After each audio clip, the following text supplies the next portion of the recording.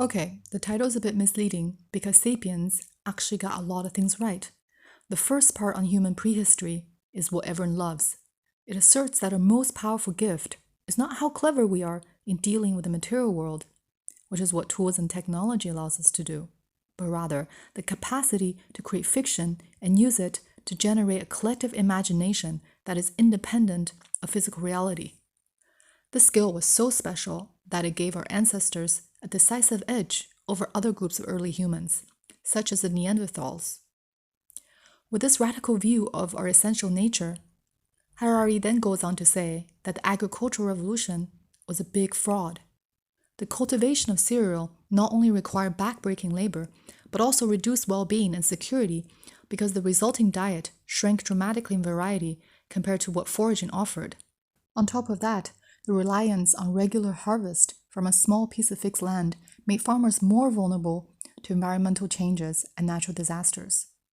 Worst of all, whatever surplus food gained at this high price actually went into nurturing an elite class, one that eventually assisted by a standing army and bureaucracy to keep peasants and other groups at the bottom of social hierarchy. So in the end, the switch from hunting and gathering to farming made life more painful, less free, and less equal.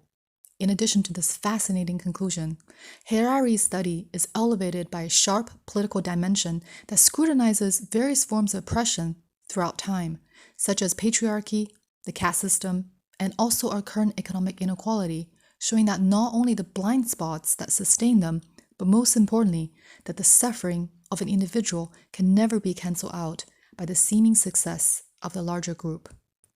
But the book then makes a 180-degree turn, erasing all the brownie points it has earned so far.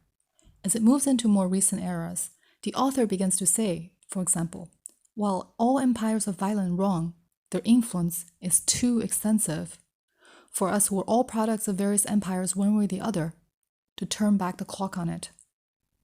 When it comes to the modern period, Harari suggests that the Industrial Revolution is by large good, for humans have never been so prosperous and well off.